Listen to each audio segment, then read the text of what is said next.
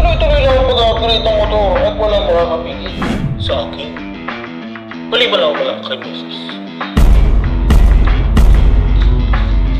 Today, ngayong araw, ay mag-unboxing tayo ng tatlong item.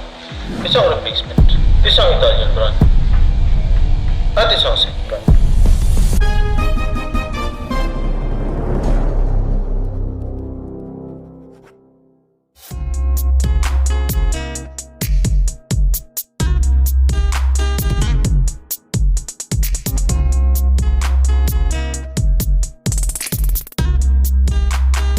So sa mga hindi pa nakakapanood ng first episode, pinakita ko doon, feature ko lahat ng mga parts ng motor. At dito doon, may gas-gas. Doon sa harapan, basta yung sa harapan. Kasi hiniram siya ng bayaw ko, at not knowing may nakagasgas mo. Di ko alam kung nagasgas mo or may nakagasgas. So yun, kaya nag-request ako ng bagong parts noon. So tara, buksan na natin. So, unahin na natin yung replacement parts natin. Tagal na ito. November 9, 2020 pa to. So, ang tagal na nito. So, doon nabuksan ko naman na siya dahil siyempre, pag may mga dumarating na item, dapat may kutsilyo ako. Wait lang.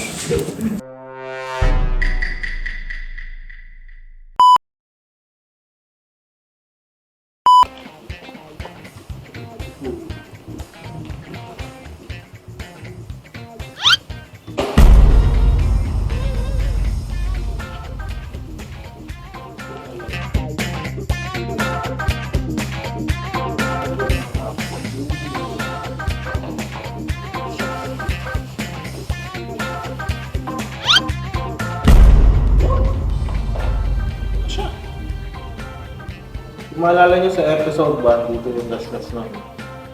Aminin nyo man at hindi, ito yung may motor. At nagasgas yung motor ko, para na rin kayo nagasgas. So tara, repack na natin!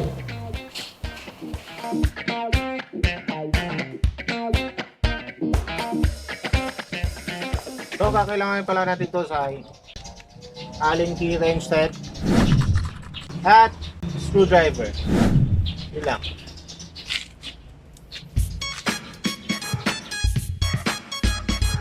Kung magre-replace kayo ng parts, tignan nyo na lang yung bagong parts na i-replace nyo kasi yun yung magiging pattern nyo kung saan nakalagay yung mga screws.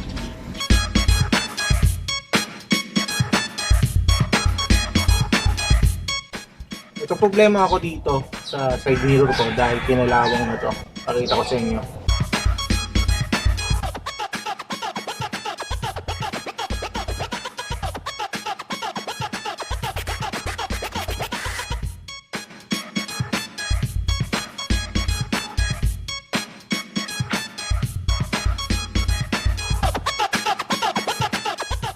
Maganda pa talaga ang stock. Kasi itong replacement, hindi na ganun siya kapino. Hindi katulad nitong stock. Wala rin halos pinagkaiba. Salpak na natin.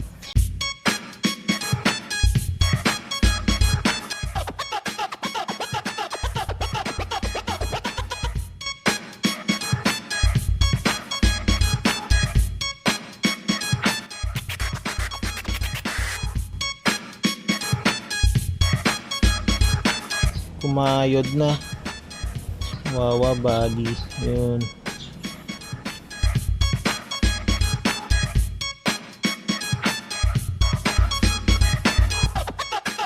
Sabay ko na rin yung bar end kasi delikado na yung throttle body ko. Pakita ko sa inyo. Ayan o. May crack na. Anytime pwede na itong maputol. Kaya tuluyan na natin.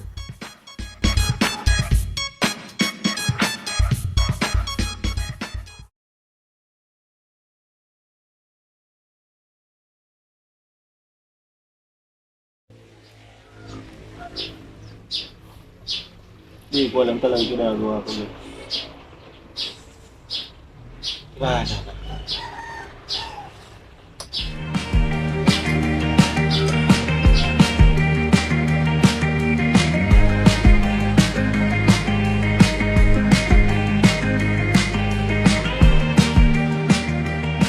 So bago natin salpak yung replacement item, pupunta muna tayo dun sa second item natin. Yun yung Italian brand. Yan. So, ito yun.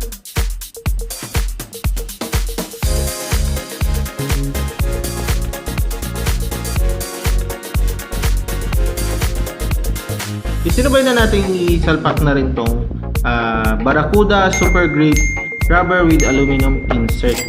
So, disclaimer lang sa mga yayamaning riders, autopass to sa inyo. Dahil kahit Italian brand ito, sa tingin ko ito ay budget copy. Masasabi ko na hindi ito galing sa Italy. Pero nabili ko to ng 200 pesos. Sa mga magtatanong kung anong concept ng motor ko, stress concept ko yung yung concept ng motor ko. Yung baga, kung may pera, doon bibili. Pag wala, pass muna. Tinry ko to, not particular sa brand nito. Dahil itong grip na to, meron siyang throttle body. Throttle body tawag dito, alam ko eh. So, hindi mo lang binili yung grip, pati yung throttle body. Sa halagang 200 pesos, meron ka ng throttle body with modified, anong tawag dito? Hindi ko alam tawag dito eh. Paki-comment na lang sa baba. So, yan. So, sa presyong 200, syempre, huwag ka mag-expect ng masyado dito sa item na to. At meron akong mga nakitang flaws. Pakita natin. Yan. Hindi tama yung pagkakasalpak niya. Syempre, presyong 200, anong i-expectin mo pa? Yaman ka, friend. Rich kid, RK yan. Kaya nasabi ko na hindi siya talaga Italian brand kasi may mga nakita ko na hindi Barracuda yung nakalagay doon. Minsan Honda nga, minsan RCB pa. Pero yung Barracuda kasi na brand, na kamukha nito o na ganito mismo, 200 lang talaga siya. Yung iba, yung RCB talaga na ganito, napakamahal nito. Yung Honda, umabot pa siya ng 500. Ganun kamahal. So, dito na muna ako. Malalaman natin mamaya kung sasalpak ba siya o hindi. Kung hindi, tara. Salpak.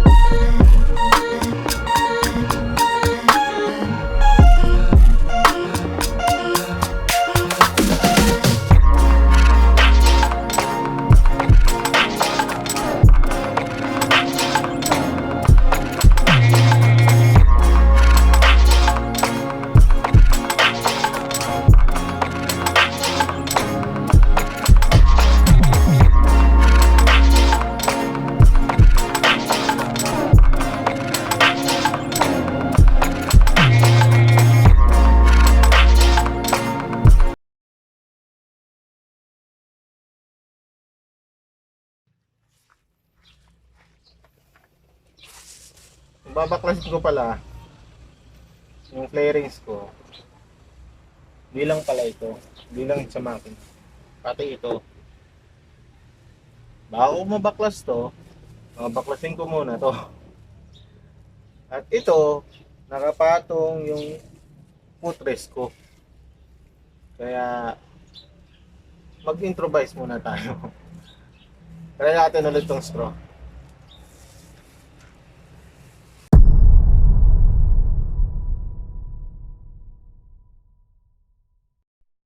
Halos mabaklas ko lahat na ng flarings ko at kung mapapansin nyo, halos ibaba ko na.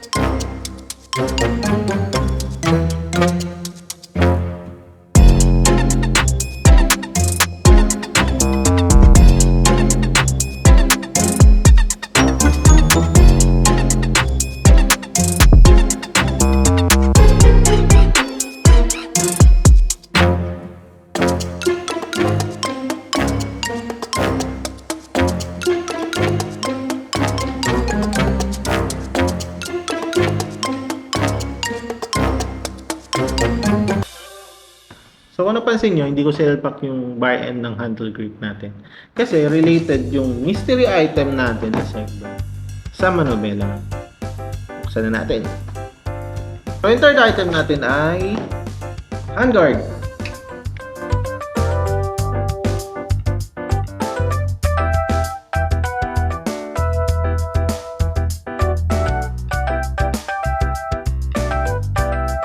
Sa mga gusto magtanong kung magkano ito, pakiusap lang kung bibili kayo nito. Kung ayaw nyo mag-away kayo ng misis nyo, wag nyong papakita yung receipt. Do pangalawa ito sa mahal na lever guard na bagay sa Honda Beat ha. Kasi ito, original Honda parts na ganito, mas doble nito. Ang presyo nito ay $750. So, kung $750 ito, expect mo na yung original Honda brand nito is 1,600 and up. Shipping fee pa yon. Sa mga gustong bumili nito, itatag ko na lang kung saan ko to binili sa Shopee. So, tara, salpak na natin! Pak na natin!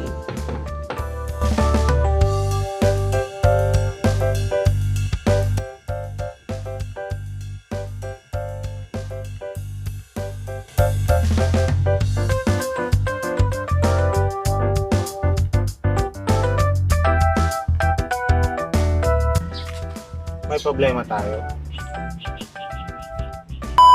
Pero mamaya ako nang sasabihin. Gutom na ako.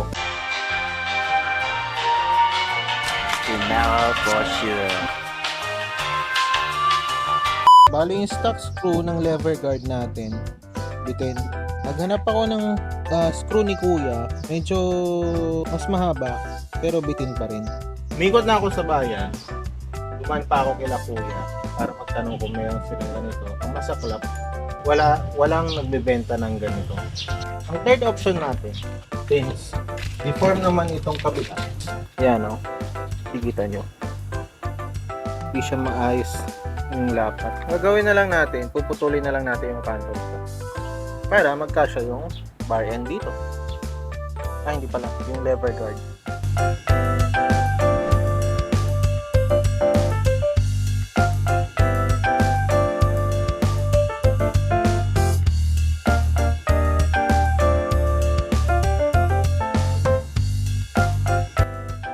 Bali, nahiwa na natin sila kasi nalpak ko na.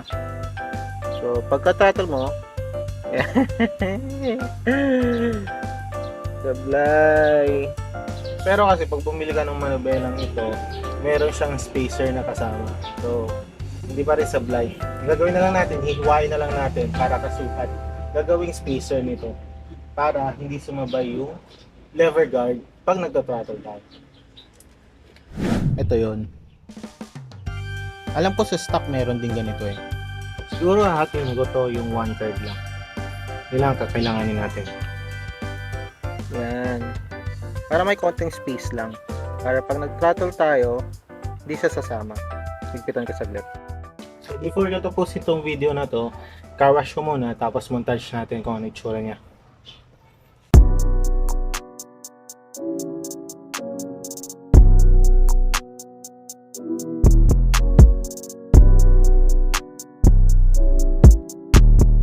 Yago beats you drive me crazy.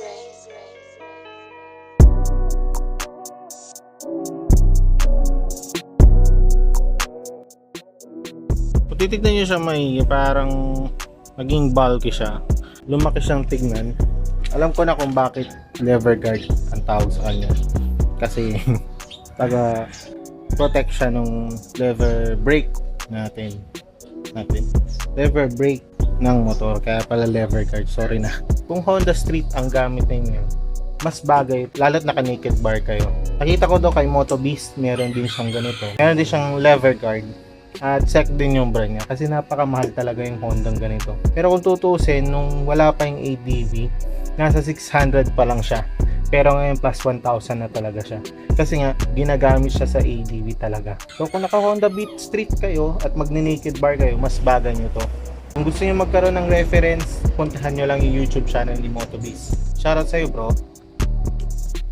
So dito ko natatapusin tong video na to. Abang-abang sa mga special episode na ilalabas ko. Again, it's me, General. Hanggang sa muli.